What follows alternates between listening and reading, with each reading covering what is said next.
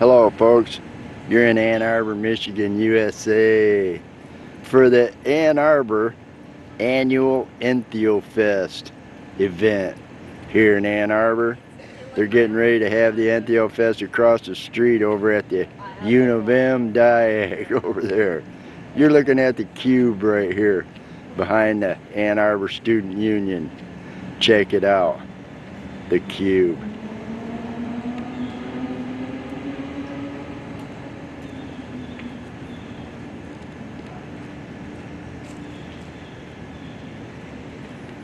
Umbrella.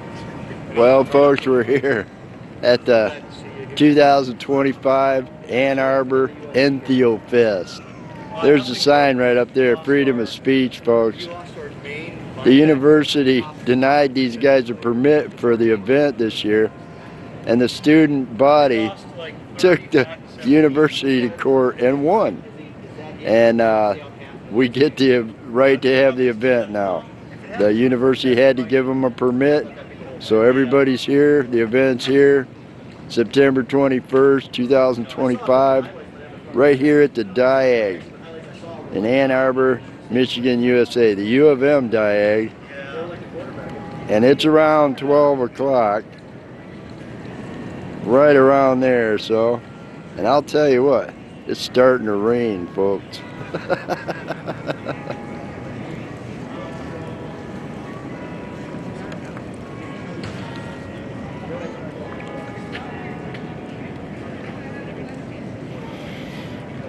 Got some Ann Arbor's finest right there. They're making sure nobody's selling mushrooms up here. Last year they had a whole bunch of tables all over here. Tents, and everybody was selling mushrooms and pipes and t-shirts and all that kind of stuff. And now, this year, nothing is for sale. They can have the event. We got a permit to have the event, but there is no sales of nothing. No mushrooms, no giving it away, none of that stuff. So all that stuff is vacant from the movie this year.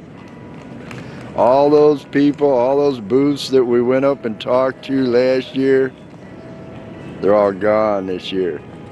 So it might be just a little bit boring this year since we don't have all those guys to talk to. But we're doing our best, folks, with what we got. And we are here, and this is Entheofest 2025 here in Ann Arbor, Michigan, USA. They decriminalized, legalized organic psychedelics here in Washtenaw County. That's the county for Ann Arbor. Hey, Panama. Hey, Panama James. Panama James. And it's starting to rain a little harder, folks.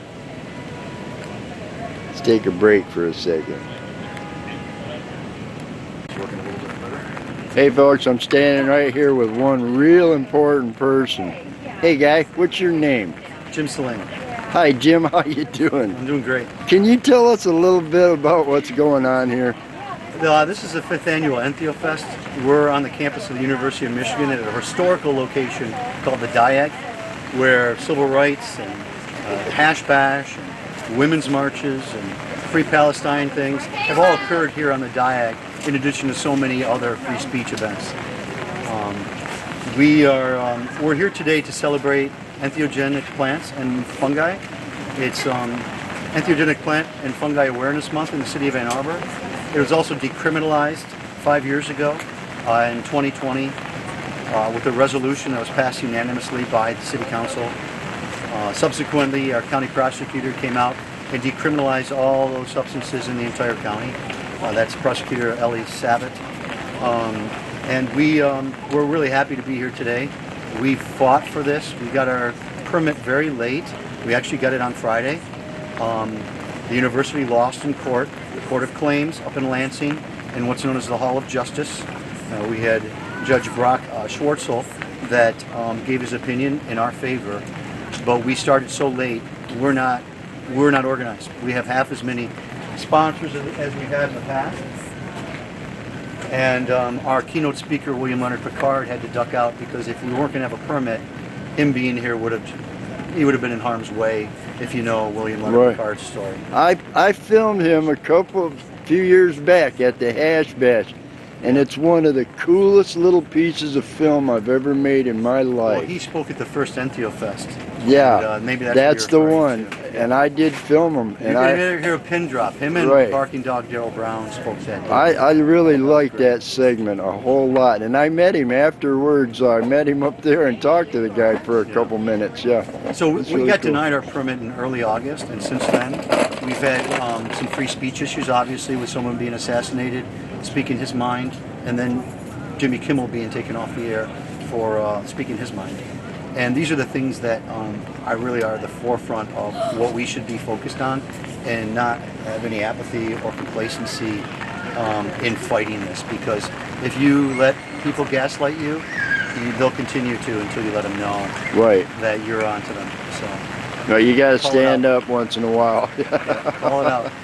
Well, the Hash Bash started here years and years ago, under the same beliefs, and it's had hassles here and there over the years, but fast forward to modern times now, it's still here. Yeah. And Hash Bash is big nowadays. It's growing. It is. Over 50 years. Right. We just lost John Sinclair. Yeah. The reason for Hash Bash this past April. So it's actually a year from April we lost him, but we're trying to continue that legacy. Yeah. And it's going to happen. The university, incidentally, has proposed a $50 million civic center that they're building here on campus that's supposed to, I think, take place of events like this. But we're never going to leave this diag. This is historical. Somehow, not gonna build just for me, keep the diag involved. Yeah. I love the diag. Yeah. I kind of started out here myself years and years ago. Yeah. That's great. They had, those homeless people you see walking around on the streets. Yeah. Back in 1971, 72, I was one of those guys. Oh, wow. Yeah. Here in Ann Arbor? I was here at the first Hash Bash. Okay. I was really drunk. Okay. But I was here. Yeah. And, we used to hang around the diag and stuff, back then. And, I'm glad to see that this stuff is still functioning. It hasn't been wiped out by the university. Obvious attempts to. And, they're trying. And Hash Bash. Step in here so we can see this talking. Well, the concern, as you were just discussing, this has gone on for decades. Yep. And you were here participating in that, the first one, which is really cool. I didn't know too much about the cause back then. But I was here. Hey, but you were here in support, so that was helpful nonetheless. And that has gone on. Now it would be 55th annual in April. So what, in those terms of thinking, what I'm thinking is like what Entheofest might be 50 years from now. So that is an awesome thought, but fundamentally though, we are still trying to preserve the right just to show up and talk about it in the first place. We've turned the clocks back a little bit here, and we're re-arguing the same things that were settled, 30 plus years ago. And to make sure everything stays steady. On our end, we're the low guys. They're the guys with all the money, okay? If we drop our ball, they'll run over us. You know what I mean? So we have to stay diligent there's some along the approaches years that are changing and some attitudes. Right. The Constitution, in this regard, has not yet changed. And people like Emily, for example, who leads up the student group, or SAPS, didn't have to. Hi, Emily. But decided to challenge the university on this, and she's brave for doing that. And thank you so very, very much for doing this, okay? Yeah, we're so grateful to be here. And although we have a right to be here too, I believe so, but glad that the courts worked quickly for us and they did. In our favor, yeah. They did. I was real worried that it was going to get, pushed back, and then, it's too late. The event's already over. Right, yeah, 2 emergency hearings later. But they did do it quick. And you guys won. I was really proud of you guys. And I know there's a lot of other people out there that are proud of you guys also. Thank you. People that they can't do nothing, they're not involved, but they see you guys out there fighting for them. Yeah. that makes me feel good. I think I noticed myself taking maybe the whole court case for granted, or diminishing its purpose here. Well, but I do feel that it's. Remember what I told him. Think Entheofest 50 years from now. Yeah, what totally. it could be. Yeah. That's what I had that in the back of my mind. Right, and the underlying thing here is, you know, the freedom of speech thing, and that, you know, we get to assemble and say how we feel. That's America, right? It is. 100%. And having it on the diag and a part of my student group is huge because it's inciting activism in students and encouraging students to get involved and to know that psychedelic science, therapy, policy, you know, all this stuff exists, is happening, and there's power in numbers. You know, alone it's hard for somebody to do something, but if you gather together with a few people, it gets a little easier. There's a lot of people.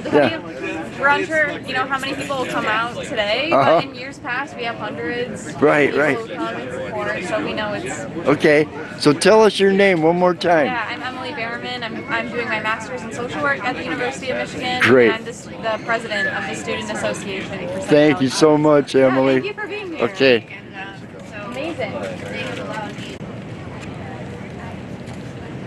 Okay, folks, you're standing around down here at the 2025 Entheofest event here in Ann Arbor, Michigan, USA, right here in the middle of the diag.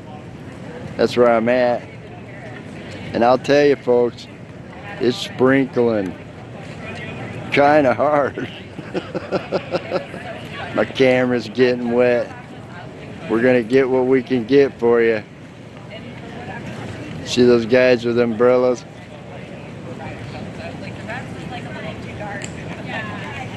It's raining. We're gonna get as much as we can for you today, folks.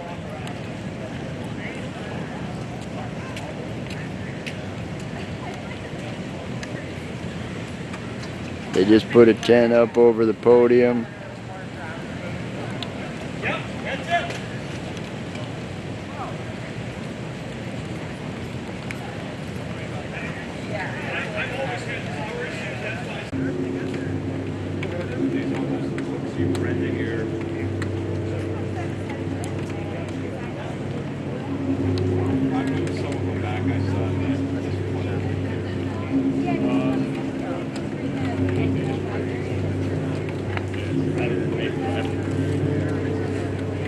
It's a rainy day, folks, at the Entheofest. See folks walking around with umbrellas. It's because it's raining.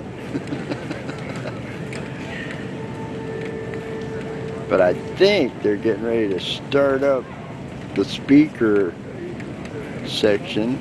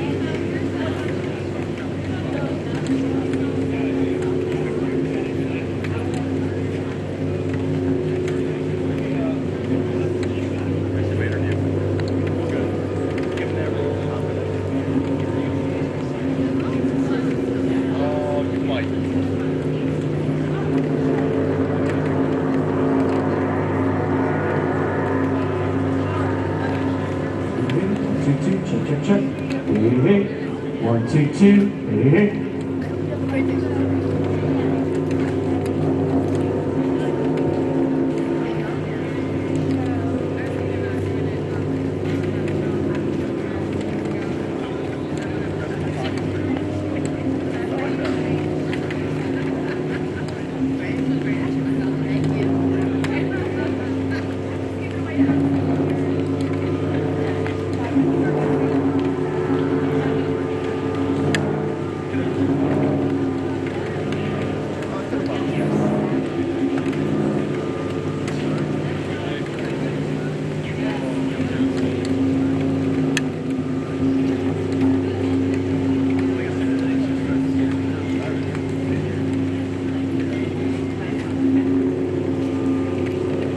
A little boring, folks. I know there's no vendors here. There's no tables to check out. They're not selling any pipes or none of that kind of stuff. T-shirts, none of that stuff. Like in previous years. You know, there was always somebody to talk to back then. But they are here. And that's what's important, is the fact that the Entheofest is here this year.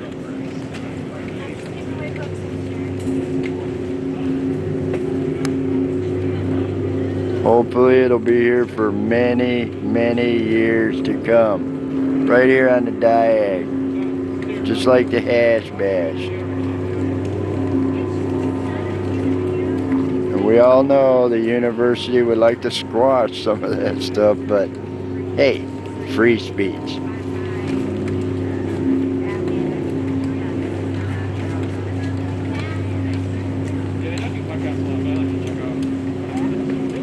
Just panning back and forth. There's not a lot of people here like years before because of the rain, I think. The weather's not really great today.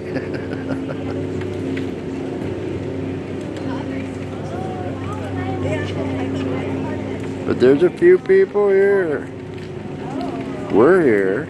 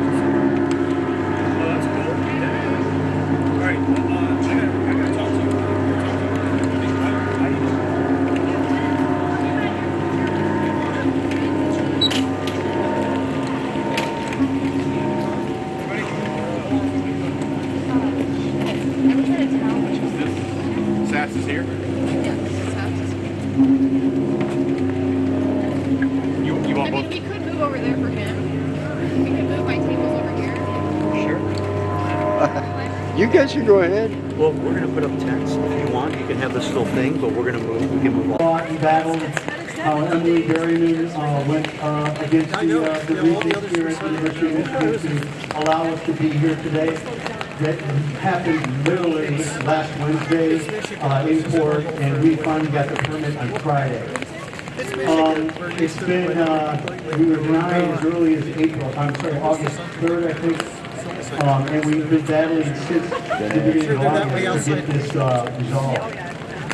The university, in my opinion, and many others, did this to stall the whole process so we couldn't really rally. I mean, we have half the sponsors this year, and I'm not taking anything away from the sponsors that are with us, because I thank them so much from the bottom of my heart for sticking with us. But we have, that's where we're at.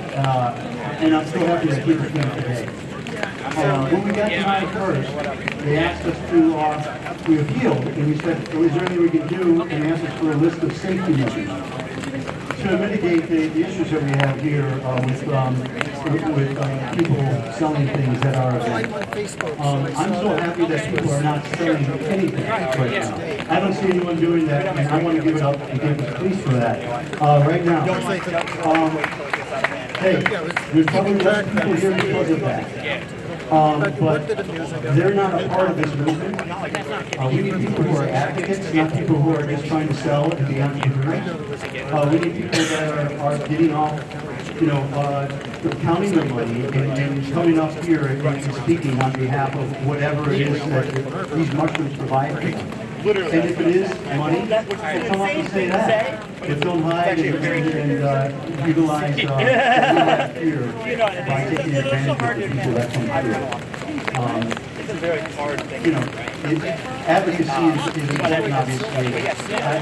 Being here on this diet has a historical perspective.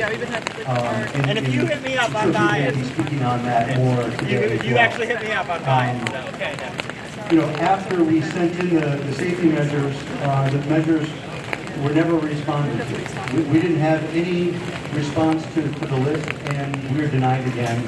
And that was right around Labor Day, and that just kind of threw a wrench into everything. The timing of it couldn't have been better because we're here today. And I don't mind the rain. I mean, the mushrooms love it. They're growing right now. And it's a great thing for that. I want to thank some people. I want to thank, obviously, Emily Berryman, the president of SAPS. She's an amazing person for being enrolled in trial and for doing this. It's really important that we exercise our freedom of speech. I know the university wants to do a $50 million civic center where people can gather, and I love that idea for discourse. This is a place of protest here. It's historically known for that.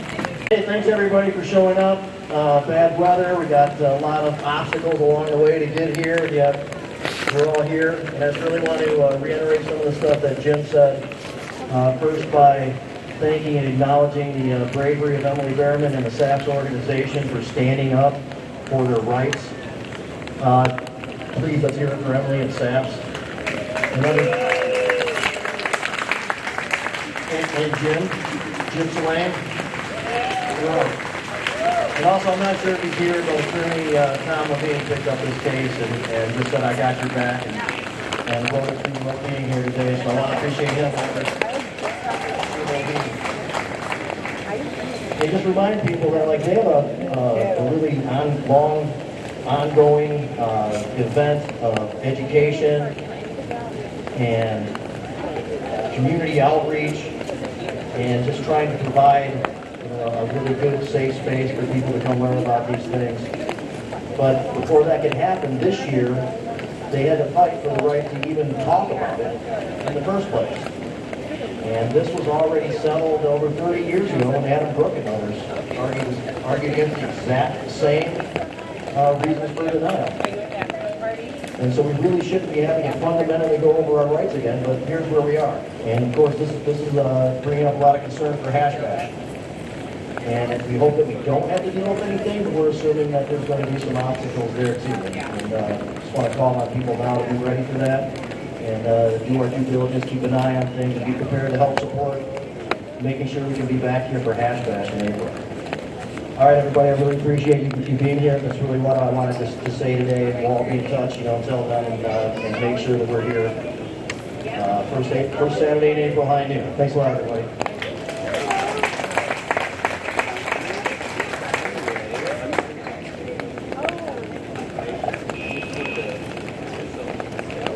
Everybody give it up for Jamie Lowell.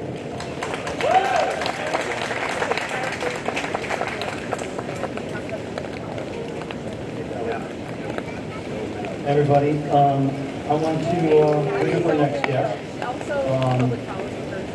We have Ms. Vicious is a founding member of Secret Nature, Hazel Park. They're decriminalized there in Hazel Park.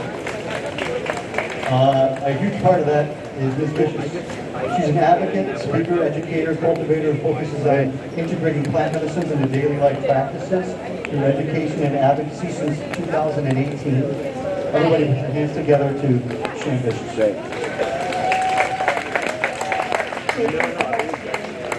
How beautiful it is out here. I just want to thank Emily Berryman and SAPS again for having the courage to fight for this beautiful event.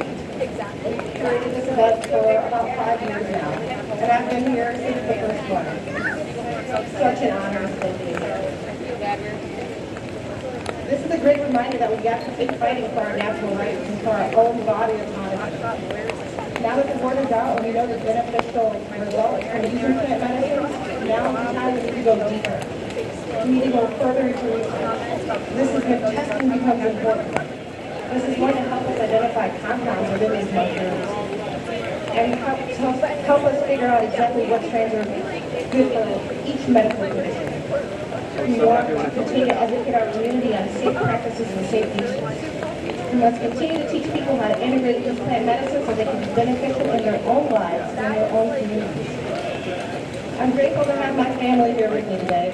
Your true testimony how this medicine has taken me from being diagnosed with a major depression to thriving.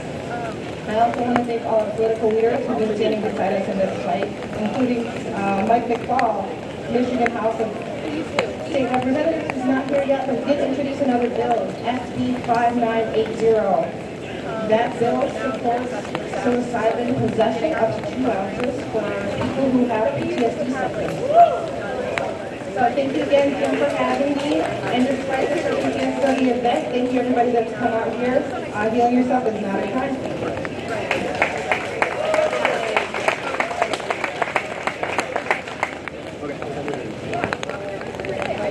Miss Business, everybody. Hazel Park. Remember when you go to Hazel Park? It's like being in Ann Arbor. Folks, right now I want to bring up someone who was pivotal 5 years ago. This is the anniversary of the passing of the resolution to decriminalize plant medicines and mushrooms in the city of Ann Arbor. That happened in 2020. At that time, the city council person was monumental in making that happen. Everyone, please put your hands together for Ann Bannister. Yeah! Yeah! What's up, Entheofest 2025? I'd like to thank all you grassroots activists, elected officials, and medical professionals here today to support this free speech event. There are too many people to thank. They've already been thanked, but a huge special thank you again to Jim Salame, one of Entheofest's lead organizers and MC, Emily Behrman, from the president of U of M's Student Association of Psychedelic Studies. The attorney Tom Levine has been mentioned, and our personal activist Jamie Lowell. Each one of you here today are pioneers and champions in the nationwide movement to decriminalize nature and truly make an impact on our shared goals of raising awareness and support for broader recognition of the spiritual and medical potential of entheogens and helping to build a base of equity in this growing industry. We're on a mission to improve human health and well-being through political and community organizing, education, advocacy, and research surrounding sacred plants. I like to tell the story of how in 2020, Ann Arbor became the first city in Michigan and the fourth city in the country to pass the resolution decriminalizing entheogenic plants and fungi and making it a lowest law enforcement priority. I hope to inspire other elected officials and grassroots activists to begin or continue to support the movement in your city.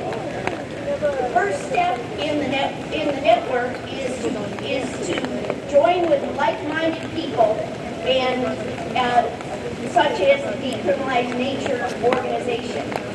I was first introduced to Decriminalize Nature in 2019 when the Ann Arbor chapter hosted a symposium just across here at the University of Michigan's Graham Auditorium. A friend of mine who is a therapist attended, and he came back all breathless to tell me how wonderful and exciting this progress was.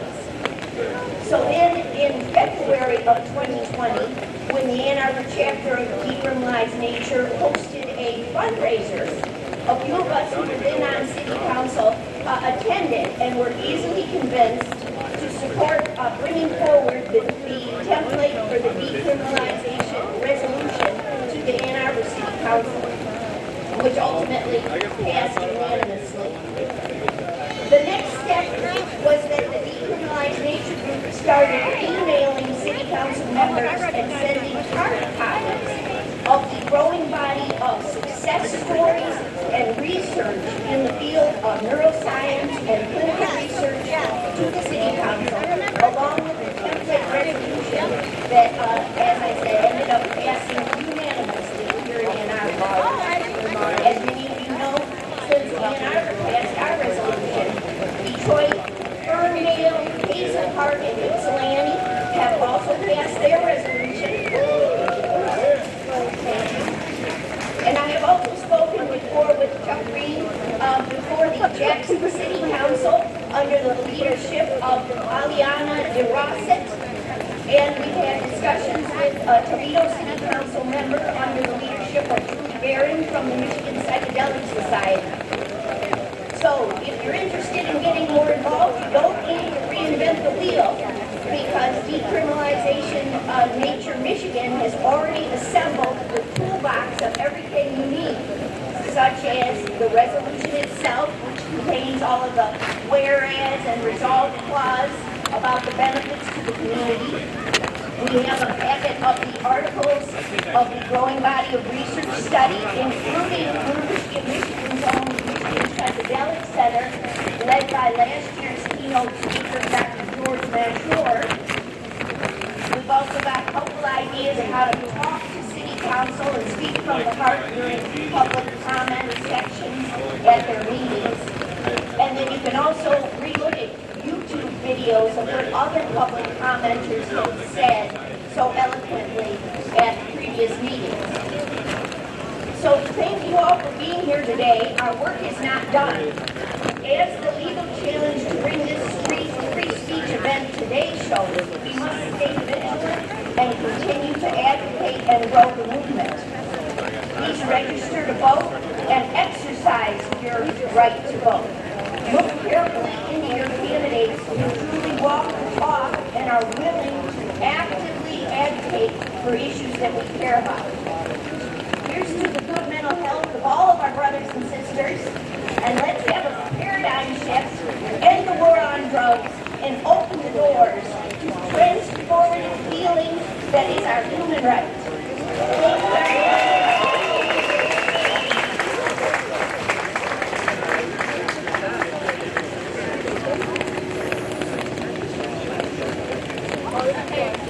Thank you very much. Thank you everyone for being here. It's amazing to see all these faces in the rain. You guys are awesome. You make this event what it is. Now I have the honor of hosting another one of our speakers. She's a student at the University of Michigan. She's a senior studying public health. Minor in social work. She has been a slow project. It's a nonprofit organization dedicated to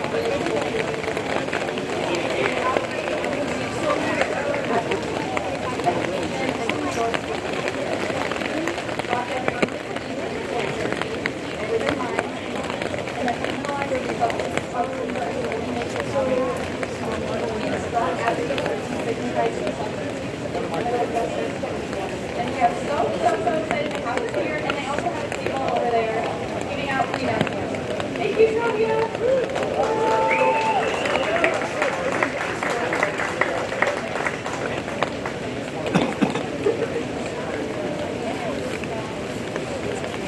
Hi everyone, and thank you for coming today.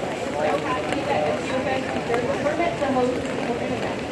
On behalf of the Lookout Project, we appreciate the opportunity to thank all of us advocates for the decriminalization of psychedelics and other substances. At the Lookout Project, we distribute harm reduction resources, including naloxone and testing kits, to Washington community. We educate others about desensitizing substance use and advocate for more humanizing and life-saving policy measures, such as implementing overdose prevention. Psychedelics have been used for society for thousands of years, primarily as spiritual and healing rituals by indigenous folks. Yet another important element of communities that were here before us was the racist and classist ideology. Psychedelics have been used to help people with chronic pain, manage debilitating mental health issues, and help people become more connected to Mother Nature and themselves.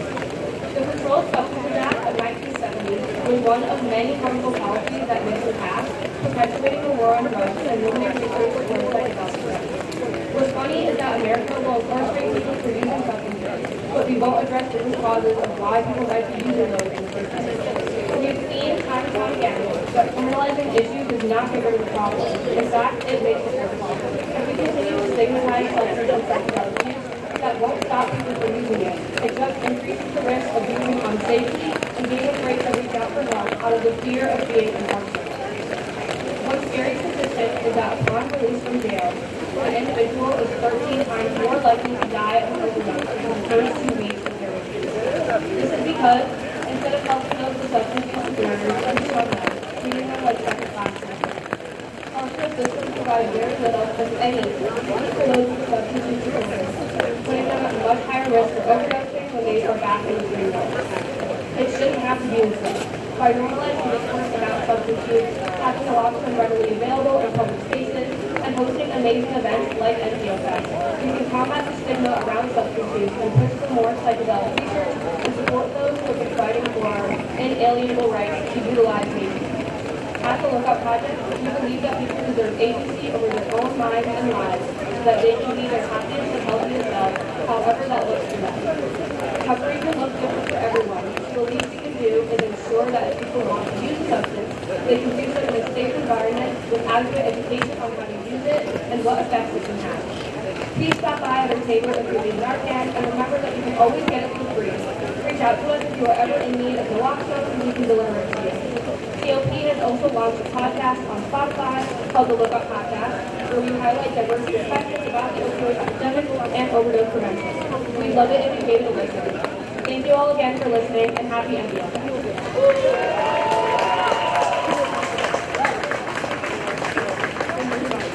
Give it up for Shravi, everybody. Look out. Check out the booth over there, everyone. So our next speaker was a kindergarten teacher for 33 years. He's from Ann Arbor, Michigan.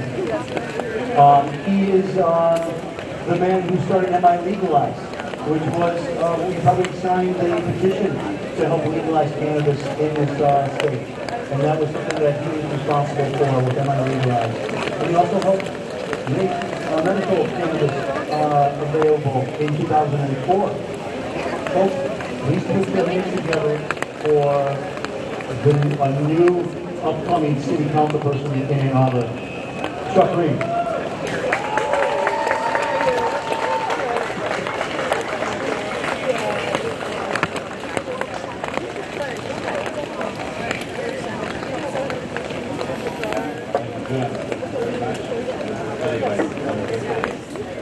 Play my best, which I've built over 55 years in the cannabis struggle.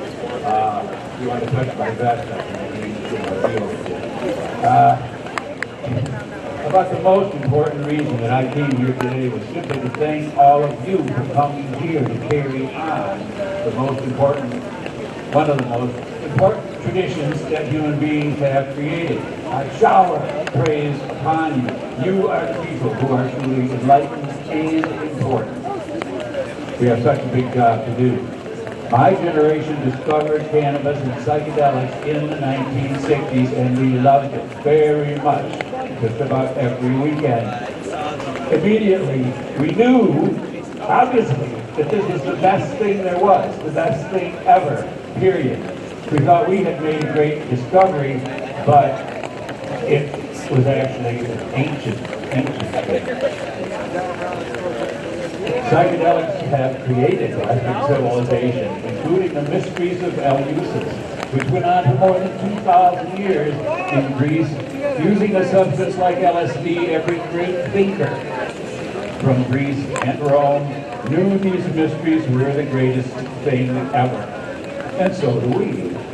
Personally, I'm a bit depressed. It is getting about time for me to die now, but I'm wondering what will die first.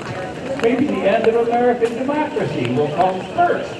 Maybe full-scale thermonuclear war will come first, and I won't even have to worry about it. Maybe now we live in the last golden age, and our time seems to be dead.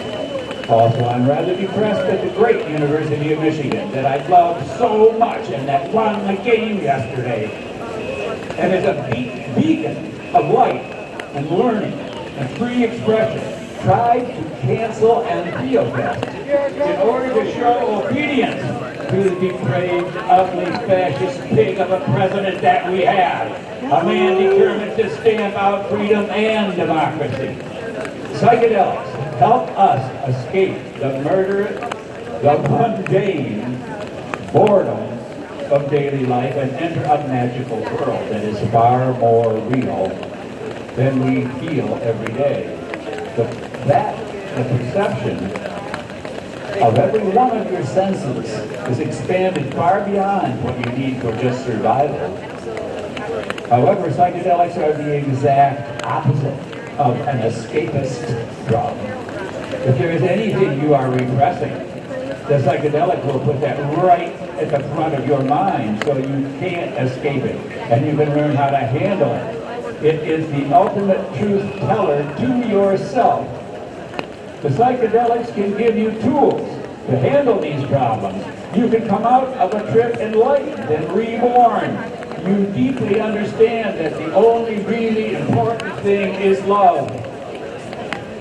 We should keep on trying to get psychedelics approved through the proper government channels, but the FDA has shown that they won't play fair at all and will not legalize psychedelics. It's quite odd now that we have a Secretary of Health and Human Services that is pro-psilocybin. Very bizarre. Psychedelics are very useful for people with the most intractable psychological problems, and they can be a source of illumination and ecstasy for those who are perfectly fine. One strong psychedelic session can turn a life around. You are never the same again because you have seen the other side, and you know what holy feels like. Yes, we must continue to try to get. And we know we cannot depend on corrupt government. With or without government approval, we must carry on the psychedelic tradition ourselves, like it has been carried on here in the USA underground for the past 50 or really 80 years. We have to be here to ensure that people who desperately want psychedelics will be able to get that, possibly to save their lives. Never give up. Never buckle under. It is better to live free, to die a free person, than to live as a slave. We are the disciples of plants and chemicals that can turn human beings toward caring, understanding, and love. It is my greatest hope that the peace and joy and wisdom that are contained in the psychedelics can be spread throughout human civilization. The cost would be next to nothing, and the benefit would be deeply healthy and transformative. We know that we can never falter in our faith and never give up. I taught kindergarten for 33 years, and I know that human beings start out just fine. They start out just wonderful and loving. Homo sapiens is worth saving, and we are advocating for the most basic tool to turn civilization around. Maybe we can sacrifice a few material objects so that we can enjoy health and happiness here on this wonderful living earth that is our loving home. Times are dark. We have to keep the faith. Power to my brothers and sisters and to those magnificent plants put here by the Creator to give us a chance at happiness and health. Love to you. Thank you for being here today. Keep up your great work and do not ever give up. Thank you.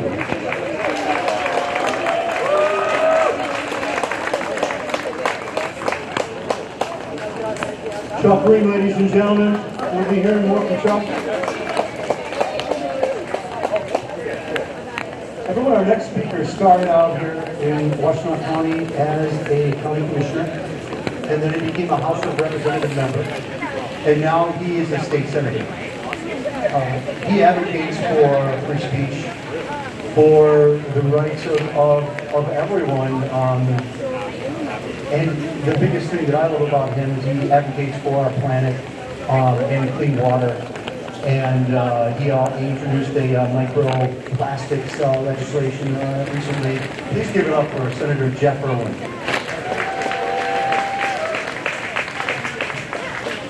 Good afternoon, everybody. Thank you for coming out to support freedom here at Entheofest. Great to see people out here on this beautiful Michigan day. We've got mushroom weather, which I think is appropriate. And it's great to see so many people out here still shoulder to shoulder in the fight for freedom for psychedelic substances here and right here in Ann Arbor today.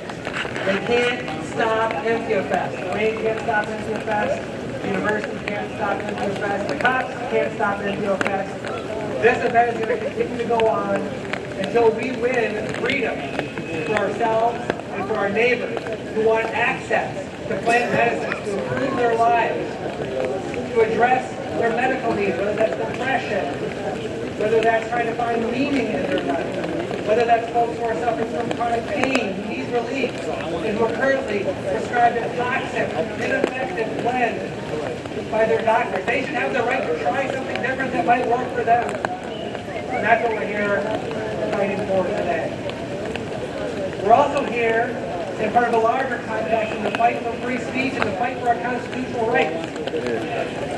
There were people on the way in here who had their bags open, who had their, objects rifled through, had strollers closely examined by police officers in warrantless illegal searches. Right here on the University of Michigan. I think those police agencies should answer why they're violating our constitutional rights rather than just simply doing their job and trying to maintain order here on campus like they should be, like we want them to. They need to respect our Constitution. And that's an important part of the fight that we have nationally, to respect our Constitution and respect our rights for free speech. Never have our free speech rights been more under assault. And that's why it's important that when we believe in something like the freedom for people to access plant medicine, that we come out to the town square and we shout about it. And we say that what we're doing now is wrong.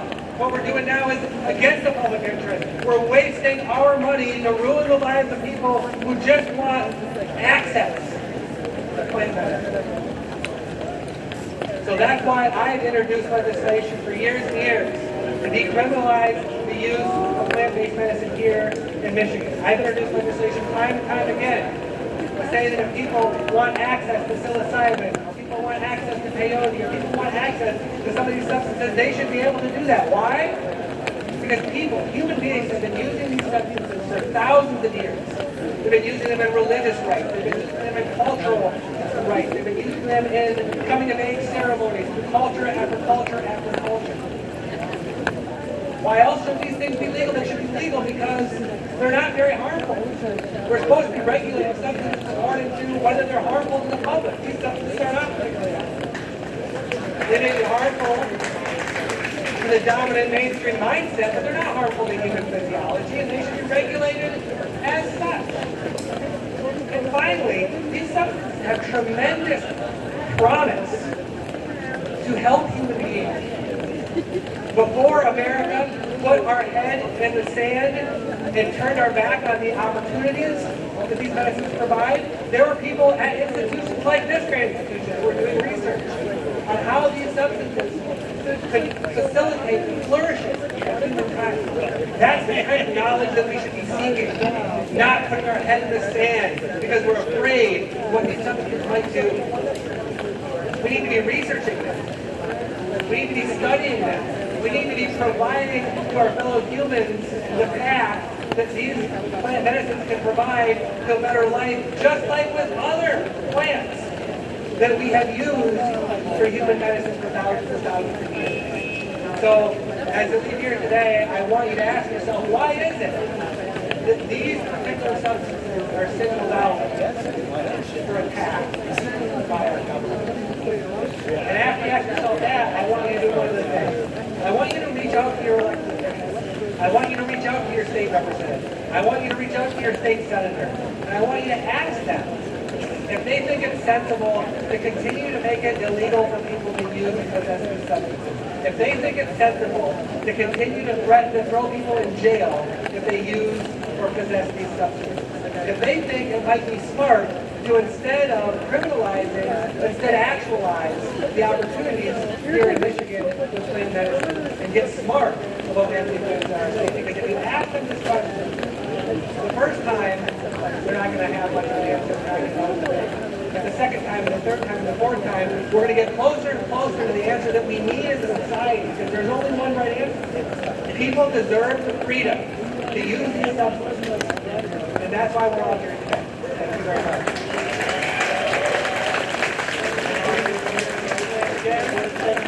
And thank you again to all the organizers who pressed forward through the University of Trenton. Senator Jeff Rowan.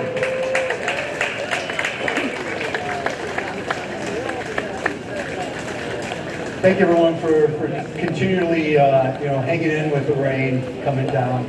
Our next speaker is an amazing person. I met him last year at the Entheofest when he came to be a speaker. He's a motivational speaker, and he speaks a lot about cannabis. I'm about mushrooms. You know where my mind is. But he speaks a lot on mushrooms. He's done so many triathlons. He'll tell you the story. He swam around Mackinac Island, in like a wetsuit. He was part of the 50th annual memorial for the wreck of the Edmund Fitzgerald. That's this year, the 50th annual of the wreck that happened that took like 29 lives. But he swam in Lake Superior all the way with other swimmers to complete the journey that the Edmund Fitzgerald should have made. Ladies and gentlemen, I won't blabber anymore. Please welcome Brandon Hillaker.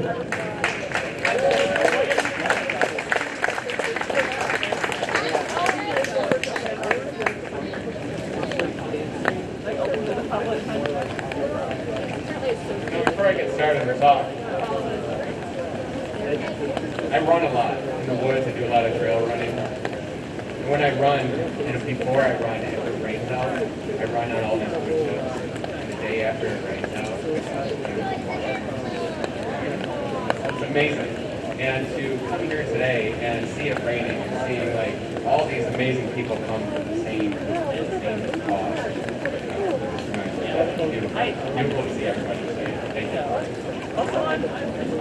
Normally when I do public speaking, I make a big, long, elaborate speech. Today I'm just going to give you the facts. I was an underwater welder. I have bipolar and borderline personality disorder and ADHD. In 2013, I had a 5-month-long manic episode. I no longer wanted to fight my mental health battle, so I acted on my thoughts of suicide. When I woke up from a coma, I had to learn how to walk and talk and communicate all over again. After the incident, my mental health became much worse.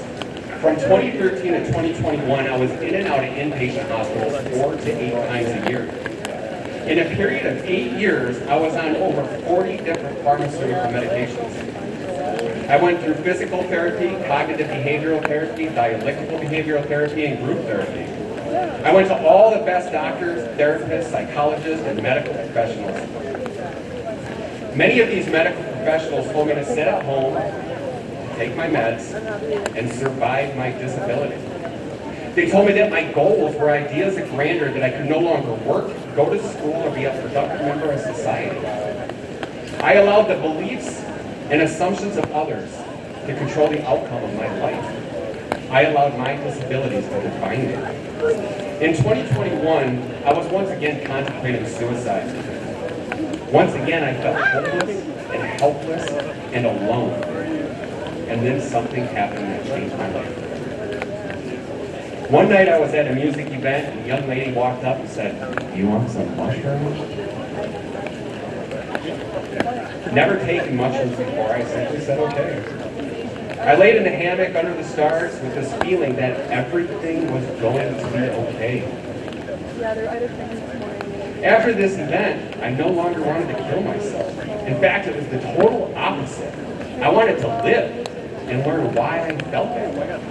I ran home and just went down this psychedelic rabbit hole trying to figure out why I felt so amazing, so alive, so full of hope. I found some fascinating information. Major universities and private researchers were researching psilocybin and bipolar. At times in life, a sliver of sunshine will shine through the darkest of days. It is our job to grab that sunshine because that sunshine is the hope we need not to just survive, but to thrive. I sat down with my mental health provider, my doctor, and my wife, and I explained that I was coming off all my medications and I was going to use psilocybin. With doctor's supervision, I came off my medications.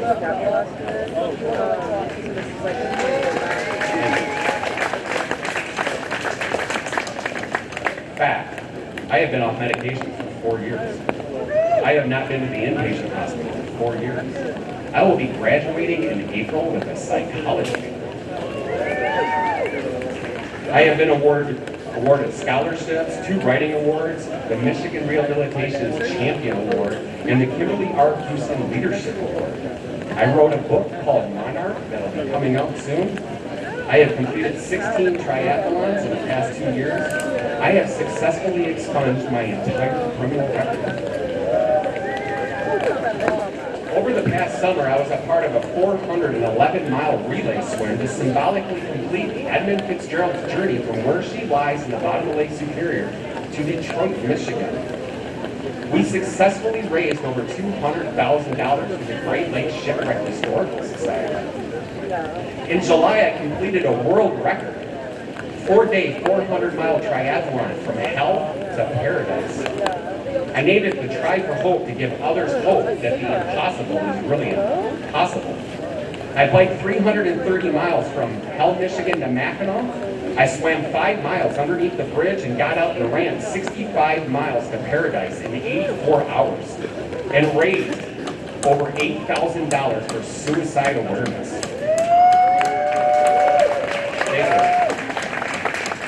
I was recently awarded the United States Congressional Proclamation for successfully achieving that goal. Mushrooms let that lion out. I keep saying I won these things, but I'm going to stand corrected right now. It wasn't me. It was the unity of the collective. It was us. They gifted me that day, that night with the mushroom. I could not have done it without her, without all of you. The growers, the researchers, the advocates, the fighters like Jim and Emily for fighting for our right to be here today. Researchers like Roland Griffiths from Johns Hopkins University that research bipolar and psilocybin. We all hold the keys to the black lion within us. We decide what to do with those keys. When I ate those mushrooms, it gave me the keys to let that lion out again.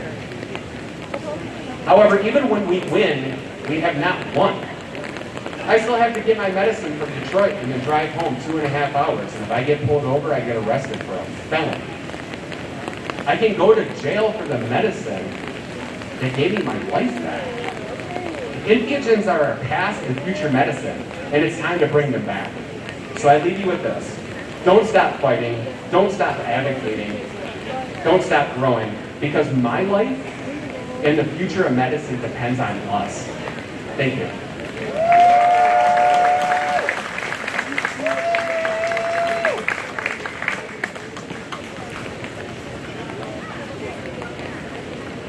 Brandon Hill, thank you, everyone. What incredible news. Ladies and gentlemen, 5 years ago, I mentioned in the, I alluded to this earlier, we helped decriminalize plant medicines and mushrooms here. Ann Bannister was a big part of that, as I said. And Chris Kurtz was as well. He was on the Decrim Nature Ann Arbor board at the time and was a pivotal part of that entire process. He's got more news to share with you. And let's just get him up here now. Everyone, please welcome Chris Kurtz.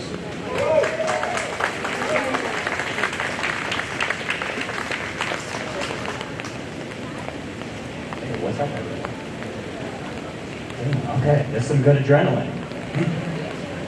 Thank you everyone for showing up. It's awesome to see so many people here even in the rain. My name is Chris Kurtz. I was on the steering committee for Decriminalize Nature Ann Arbor, the nonprofit that introduced decriminalization to Ann Arbor City Council and worked with them to unanimously decriminalize entheogens in September 2020. Then in 2021, the Washington County prosecutor, Ellie Savitt, extended decriminalization to the entire county. For the last 5 years, we've gotten to see this positive change in effect. I get to work with people every day who use this plant medicine to improve their physical, mental, and spiritual health.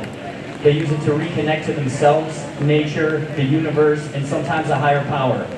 The vast majority of people who discover this medicine are able to find relief on multiple levels. When I first took mushrooms over 10 years ago, they helped me to understand and treat my own addiction in a new way. Okay. They said, you don't need this anymore, and now we will be with you forever. You have our knowledge and our strength, even when you're not ingesting us. Since that day, I made a decision to spread this medicine to as many people as possible, specifically mushrooms. And the best way to do that is on a macro level, by changing laws and culture. So I'm extremely excited to finally announce the next Michigan decriminalization movement. It's called Decriminalize Psilocybin Michigan.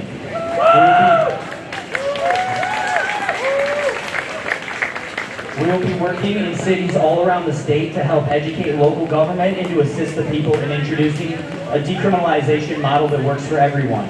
We plan on making change in cities and counties first with the ultimate goal of decriminalizing at the state level. We hope to give others a voice as well. We will be having our first meetings online towards the end of October in about a month. For the first few meetings, we will be organizing local groups and then introducing strategy in the same way that was successful in Ann Arbor, Berkeley, Santa Cruz, California, Ferndale, Hazel Park, and Detroit, and others. You can sign up to be notified of the first meetings over at the Torn and Frayed /DPMI, Decriminalize Psilocybin Michigan table. And thanks everyone again for showing up. And let's get this movement going again.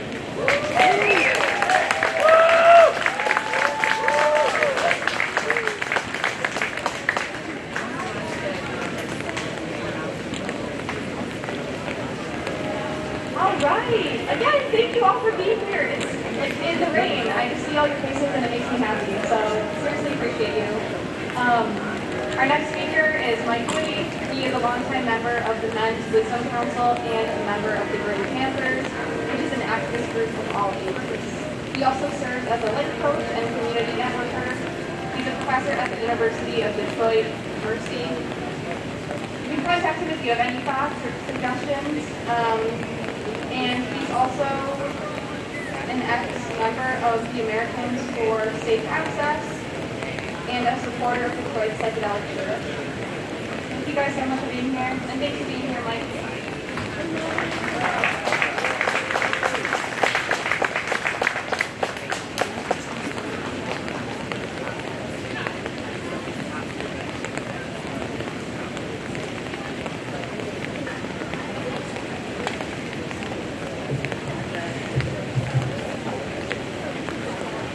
I just came from Round Hager's Common Ground Festival that happened today, and they continued at 6 o'clock. So if you want to see our party afterwards, you could go by the Commons down in town and Johnson City Hall, and they have music and food and things like that. I found Buddhist thinking helpful to us all. It helps us change our mind from fear to love. So I'm just saying, psychedelics help the John Hopkins study said people who had terminal cancer were relieved of the agony and fear by psilocybin. And these were controlled studies by John Hopkins Medical School, and they found that they help people relax and accept death or illness or fatal disease.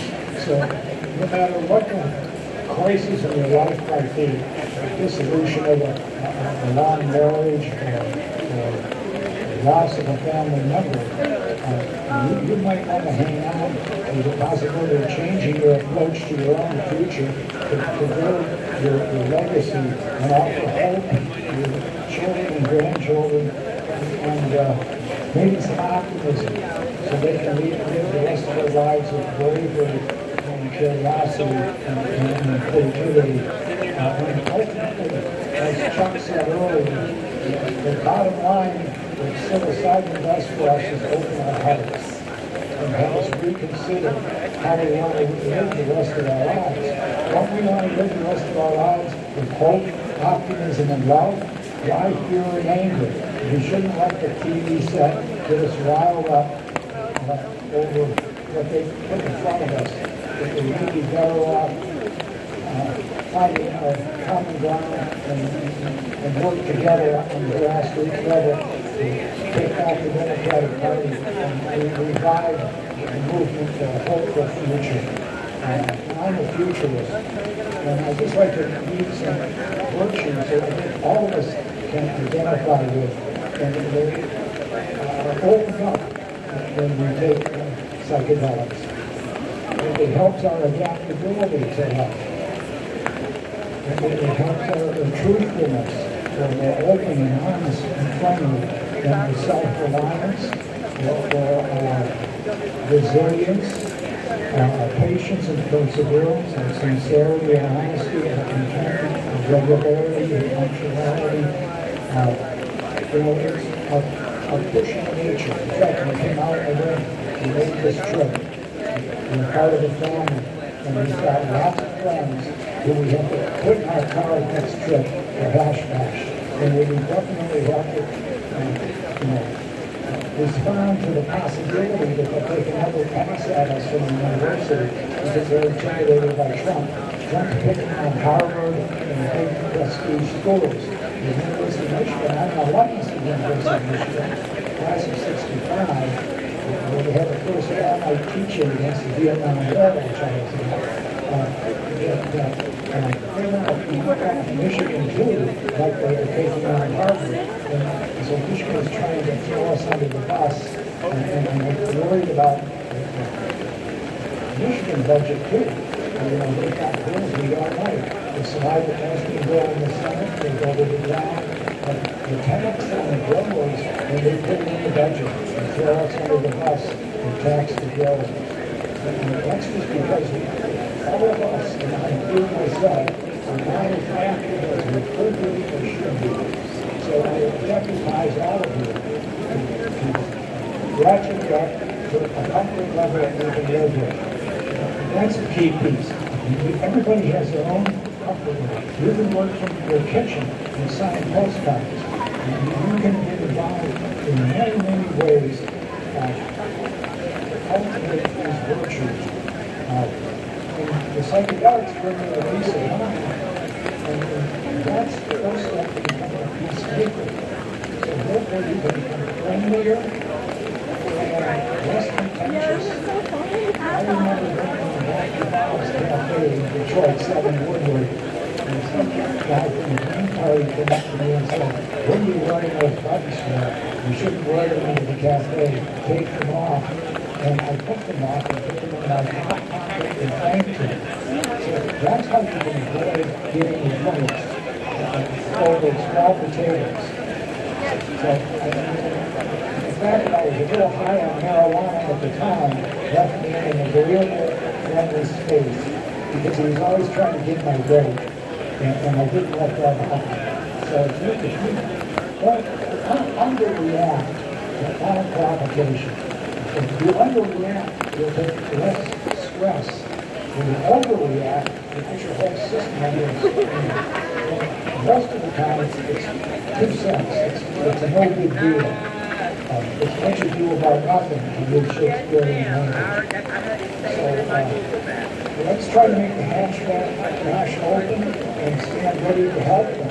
Stand ready to find ways to phone the city council and the mayor. And hopefully our dear prosecutor will play a crucial role, and he'll be speaking here later today, I understand. So please, let's have some efforts here to really try to come up with ways to get more active. Involve yourself in a campaign, the Michigan U.S. Senate race, the governorship, the Michigan House, the courts, the elections for the local judges, and all the educational efforts that you can create to reach out, expand the line of work and networking, to link all these causes that are commonly bullied to link them together, to create an alliance of all the bullied, stigmatized causes. We have a very broad coalition.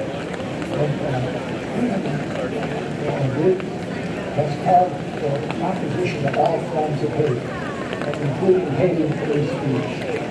So we're coming to do, when we do cultural outreach to youth and the general public, we need to leverage our creativity to reach more intergenerational solidarity so that the young males are not seduced into a 1950s Hells Angels culture. There's a lot of idealism. I've had 40 years at Catholic college, and I found the idealism of the liberal wing of the Catholic Church. Social justice, human rights, Central America, things of that sort. And so there's idealism in every generation, and your kids and grandkids cultivate that, support that, and have that fraction of their generation continue a cause, and now some of us elders realize we may not live to see the final victory. It may be simply visionaries and prophets in our own time. But we rely on your kids and your grandkids to carry this across the finish line. So I'm honored to be here. I want to recommend one book, Visionary Plant Consciousness, Shamanic Teachings of the Plant World. Terrence McKenna, Andrew Wiles, Alex Gray, Kat Harrison, and others. This is the spiritual side of psychedelics. This is a chance for you to let go of some attitudes you've let formed around your ego. Trust life, trust yourself to life, trust others. If you're friendly and trusting, you can walk through any situation and find that you start with a friendly approach. And even just a hello, when I'm walking around the lake and I'm hiking somewhere, I always say hello to the people I cross, total strangers. Because we're all part of the family, we're all in this together, and we're the front lines, we're our salvation, we're counting on you. Thank you very much.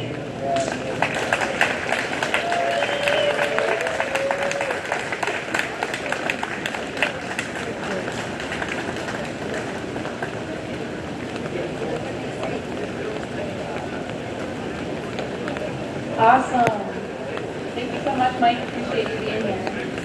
Our next speaker is Rob McCurran, who's the founder of Our Grateful Journey.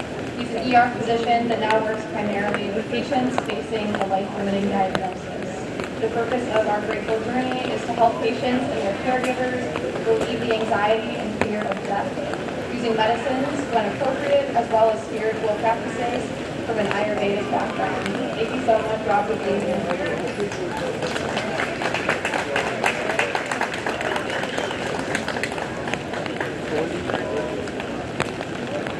All right. Hey, everybody. I'm really honored to be here. This is, I've never done anything like this. I'm not a great speaker, but I'm happy to be here, and I think I've got some good things to say. I'm here because I'm a believer. I believe in the power of these medicines. I believe in our right to have access to these medications. These plants, these sacred plants that give us so much. So, a couple things I want to talk about as, you know, well, first of all, I did want to thank everyone for ensuring our right to be here. These are difficult times where we need to stand up for our freedom wherever we fucking can. And this is one small way that we've done this, and we've shown that we can stand up and fight for the rights. So I'm so grateful for Emily and the whole crew that did this.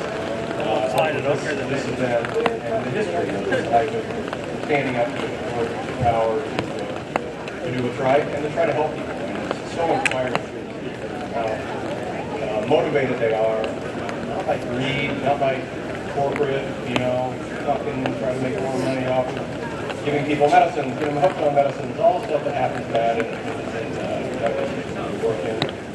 People in this community are dedicated to helping people and to love people. I'm going to do something a little different right now. I'm going to, just to kind of teach you all a little bit about what I do and what I'm about, I'm going to ask you for a moment to stand up there. And I saw there, for one, how many people are hurting. Not just hurting physically, but are hurting spiritually. That are suffering from so many different problems. PTSD, addiction, alcohol, loneliness, anxiety, severe depression, bipolar, as we talked about. All of these things in Western medicine, we have some good tools to treat, but it certainly is not treating everyone. They also come with some costs, too. They have significant side effects. They're expensive. They're part of the corporate medical system that is reinforcing the system that puts people on medications that are expensive, and you got to take the rest of your life if you don't want to go back and have the same problem.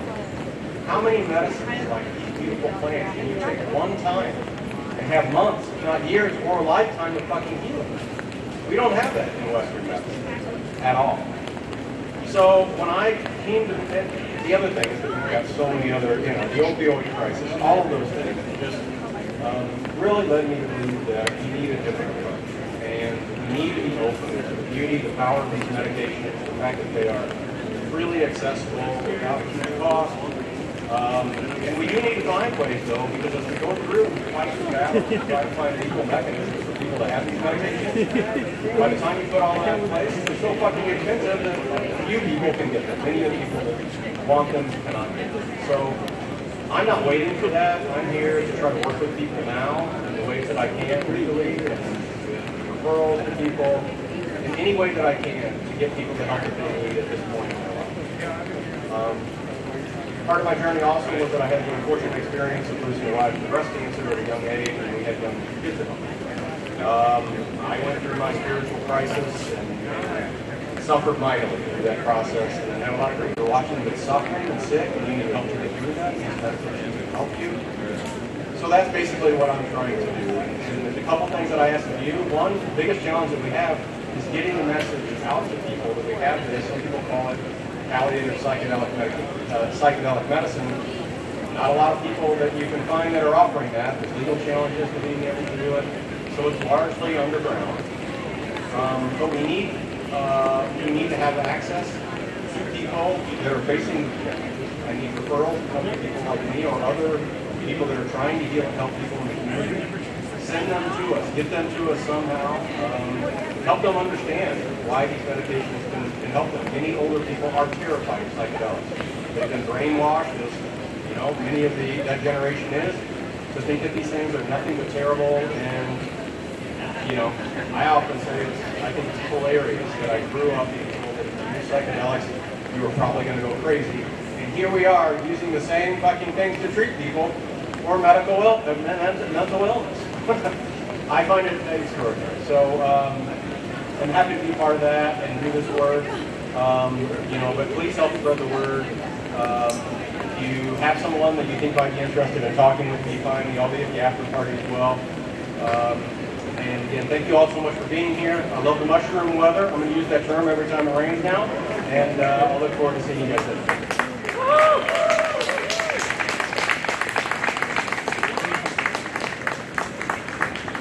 Dr. Rob McCurran, everybody. It is an honor to introduce the next speaker. Emily Berryman is the reason why we're here today. That's right. Thank you, Emily.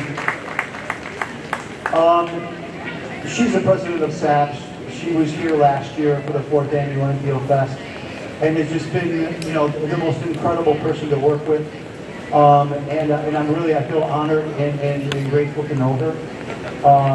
She currently works at Michigan Progressive Health, which is a ketamine clinic, and she's getting her master's in social work. Please put your hands together. Big, big round of applause for Emily Berryman.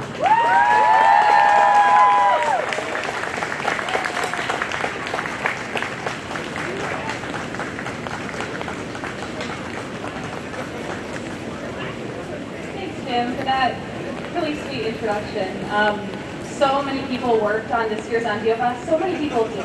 Entheofest is a community effort to get it done. It's also a community effort for all of you being here. You make it what it is. Every single one of you who are here, this wouldn't be happening without your support, your care. So Jim is a huge, huge part of it. He always is. But he came to all the court cases. We had 2. Our first court case or hearing was in Washington County, and it needed to go to a court in Lansing, the Court of Claims. He was there, Jamie Lowell was there, a couple other of my staff's comrades were there, and so really it is a communal thing to be a part of this. Thank you to Jamie, thank you to Jim, thank you to Tom Levine, our lawyer for this case. He litigated like a badass. He's here today, and he'll talk all about that process. But we ended up getting here, the Court of Claims in Lansing. We had a couple emergency hearings. The last one was at the Court of Claims only a couple days ago. The judge, it was about 3 hours in the courtroom, testifying to why we have a right to be here, testifying to safety, to community. Some of the big issues that the university had was the safety of the event, people selling or other hazards. That we submitted this detailed risk mitigation strategy this year. When we applied for the permit, we were denied, which has not happened since I've been here. So we had a meeting with them, we appealed it, we said, hey, this event is meaningful, it means a lot to people, it's powerful, it's important. It's important for us to be here as a student group, it's important for us to come together. Had that meeting with them, they asked us for this risk mitigation strategy. That seems to be their big thing with the event. We put together a list of the ways we would try to make it safe, responsible, respectful on campus, and then we had a final denial letter that didn't even address that. Somehow that seemed to be their big issue with the event, and they didn't even address that in their final denial. So we took them to court, and we won! I love the experience here. I'm doing my master's in social work. I did my undergrad here. I have a love for this university, and I had a deep conviction about this event. So, I feel like I'm in two worlds, where I'm appreciating what I've gotten to do here, and I'm fucking pissed. We took them to court. They had big hotshot lawyers. They brought a ton of props to show, pictures of sex conversations, like Facebook posts that didn't have anything to do with the event organizers. And then the judge knew that we have a right to be here. We've done everything in our power to keep this event educational, advocacy, policy. And so here we are now. Thank you for bearing with us. We had like 2 days to plan after that. Thank you to all of our tables, our nonprofits who are here supporting us. Thanks to everyone who are on standby. Some people have flown in, people have driven hours and hours. It's so meaningful to see other people who care about psychedelic medicine the way that I do, and the way that my organization does. I'm the president of the Student Association for Psychedelic Studies, and our goal is to spread awareness about the research going on, therapy, policy, indigenous rights. The psychedelic space gets its fingers in all different spheres of the world. And so we host guest speaker events, bringing awareness to all of those things. And we also host community events. Community events to foster these like-minded spaces. Psychedelics are still pretty stigmatized. They're coming into light more, and we're hoping to see more of this, but you don't find these spaces everywhere. So SAPS is huge for me. When I was an undergrad, I was 3 years ago maybe, I came to my first Entheofest. I saw the SAPS table. I was like, what? They do psychedelic science? As a young person interested in psychedelics for my own interests, I could not believe that there's a student group who is doing this, and researchers who are doing this work. So it was amazing to see that. And then also amazing to see the community members who care just as much as I do. I also work at Michigan Progressive Health Clinic in Ann Arbor and doing psychedelic assisted therapy there, and it has changed my life. I feel incredibly honored to get to hold space for people struggling with mental health issues, struggling with chronic pain, getting to sit, use medicines that change parts of the brain, that change perspectives that other drugs or therapies haven't touched. People come to our clinic who are on their last, on the last straw. They've tried dozens of pharmaceuticals, different therapies, thousands and thousands of dollars. 30 plus years of professionalism. And they come here and often they see benefit. Also, it doesn't work for everyone. You know, working here has given me a nuanced view that they are incredibly powerful. I really believe in the healing power of psychedelics, and they're not for everyone. And we see these sensationalized things on YouTube about, like, I met God. Not everyone meets God, especially in the ketamine clinic. You know, there's a therapeutic dose you can use. You're hooked up to an IV, so the medical aspect of it does take away from some of the maybe mind bending or K-hole experience. And we don't want people to go through a K-hole, but it's powerful and it's not a panacea. And so, you know, ketamine and psychedelics and what else are you doing? You know, what else are you getting involved in? Is huge, but it's often a catalyst. That's how I've seen ketamine work at this clinic at Michigan Progressive Health. It often is a catalyst for change. You know, seeing something in a different perspective, viewing your life, or viewing what issue is coming about in a different way, and then saying, you know, I feel like I can actually go make this choice. You know, I'm understanding where the social anxiety is coming from, and then doing the work, doing the integration therapy. I also think that folks doing psychedelics and healing themselves are awesome too. You know, I work in this clinic. It's expensive though. It's expensive to get psychedelic assisted therapy legally through a clinic, hundreds and hundreds, thousands of dollars over the course of the treatment. And so people do use on their own, and it's incredibly healing and powerful. And so, you know, at the staff, we don't condone the use of, you know, illicit substances. We're not telling people to go do them, and we believe in their power. We see it, and it's important to us. So I graduate in December. I hope to continue working there. I'm excited to be in this space so early, and have been excited to get to meet so many people at Entheofest. I have gotten different connections in the psychedelic space, but Entheofest is really where I've met other people who are like me.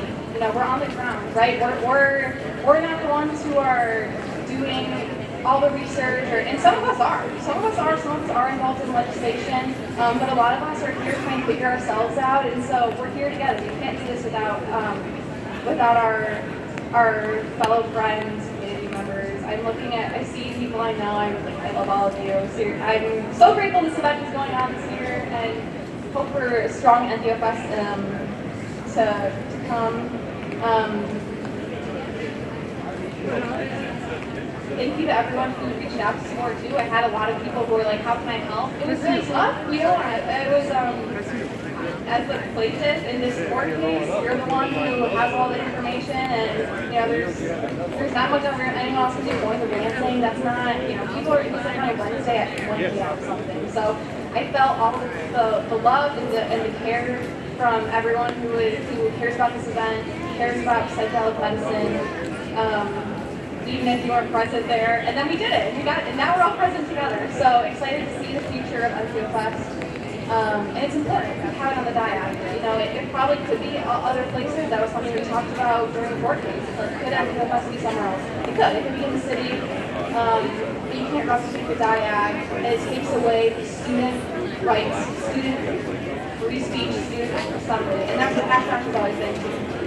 It's important to be on the diag for student, to elicit student advocacy. You know, like I said, as an undergrad, I was a student, and could not believe this was happening, and that's how I got involved. That's like my 20-year-old self 2 years ago. I'm 22. My 20-year-old self would not believe I'm up here right now. Would not believe I'm the president of staff that I get to put on Entheofest. I'm incredibly grateful to be living out my dream. My high school self would be like, what the hell are you doing? It's like, this is awesome. I mean, my high school self was interested in this stuff, but couldn't believe I'd be here. So it feels like a dream.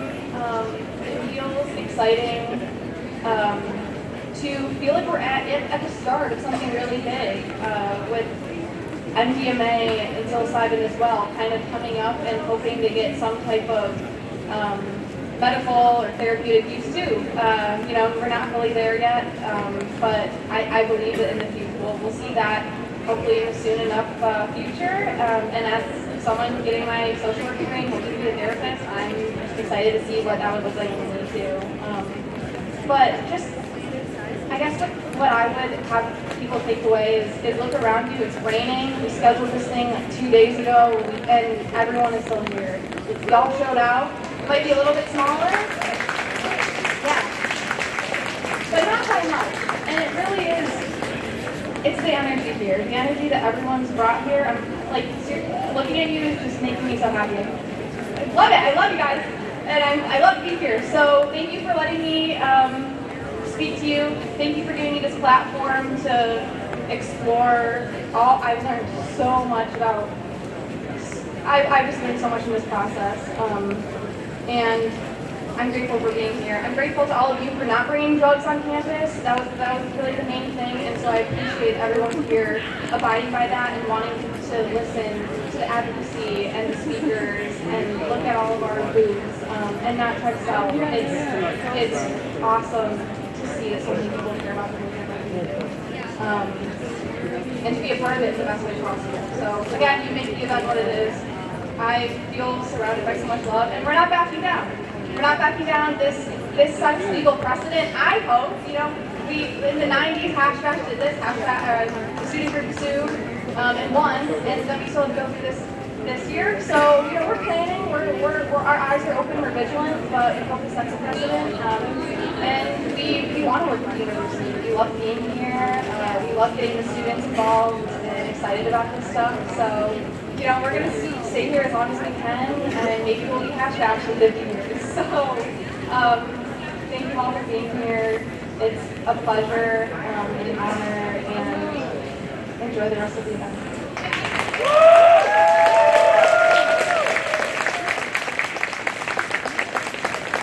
Jamie Lowell, our keynote speaker, who you're going to hear from later, who won this case, our lawyer, Thomas Levine. Yes, please, Thomas Levine. We're going to hear from him about the case and more about free speech, so stick around. Ann Bannister, not only for helping bring this around 5 years ago, but also being there for me when she found out it was denied and just helping me scatter and try to find other ideas. Alan Haber is doing another festival here. And I really appreciate Alan. He offered for us to come and merge with him should we not have gotten the permit. So thank you, Alan, so much for that. And thank you, Ann, for putting us in touch. THS Audio, all our volunteers that showed up today, I really appreciate that. We need more people to volunteer, do things like this. Our sponsors are obviously really important and we need to be able to be here. Our sponsors stuck with us for the last couple months until we got this permit. The Gabby Shepard Foundation, who's here today. Prospect Realty Group. Mushroom Man Mycology, who couldn't be here because they had car trouble on the way, and hopefully we'll see them again, but they've been a sponsor for the last 4 years, so we're sad they couldn't make it. Hydrodynamics International, which is really amazing. Triple Phoenix. We'll see some of these people at the after party. Greenstem, they're down in Niles, Michigan. Our Grateful Journey, which is an incredible therapist place that Dr. Rob is here. Epiphany Mushrooms, who couldn't be here today too. Thank you, Epiphany. They've been a sponsor and they're very generous. Torn and Frey, you probably saw them over there. Great group of people over there. Seed Seller, we'll see them later. They're from Jackson. There's a lot of great decriminalization of progress going on in Jackson, Michigan right now, actually. So I think Seed Seller's got a lot to do with that. That's really great. And then finally, the Redemption Foundation. They're not here today, but they've always supported us every year, just like Greenstem and Mushroom Mycology. I want to thank you, everybody. Right now, we're going to introduce you to Josie Scoggin. Josie is the... I don't know, Josie, we're going to do this. Josie is the main person behind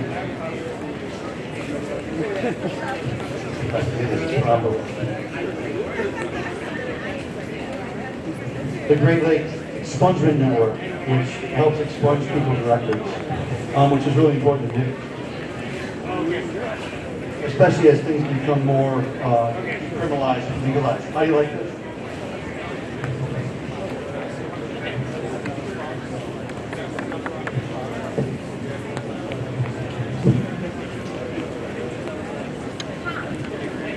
She also has another nonprofit called Somebody's Daughters, which helps people that have been affected by the incarceration of family members. Josie Scoggin, everybody. Thank you. My name is Josie. I am the HBIC at the Great Lakes Expungement Network. We do fee-free full-service expungements all over the state of Michigan. There's not a place you can buy weed, smoke weed, or smuggle it the fuck in that we don't have a client within 20 minutes. We're the only ones providing you an attorney, an Uber ride, and paying for your application fee. I am not bragging, I am complaining. It is expensive and it's extensive. We've done 3,700 expungements across the state of Michigan. We have never lost a case. That's $7 million in free legal care. Also, I hide it really well, but I'm also disabled. I've been microdosing. I've been microdosing LSD for the past 5 years. It has changed my life. The ability to get up in the morning and get a shower and go to fucking work is a privilege. And it's not something we all have. We don't all have the same hours of the day. And I have found something that works for me, and it might work with you. It has no side effects. It does not. It has changed my life in a way where I'm finally able to be present. I'm able to be here. I appreciate the opportunity to be with people that I love, doing something that I love. If you or a friend needs a criminal record expungement, I am your girl. Jen told me not to swear, so I don't have a lot more to say. Please visit us at the GreatLakesExpungementNetwork.org. If you are ever finding yourself against what kids are protesting on a college campus, you are on the wrong side of history. Thank you, Emily. Thank you, Jim. Thank you, Todd, for fighting for free speech. I do love weed and I love psychedelics, but I love the ability to say what the fuck I want to say when I want to say it.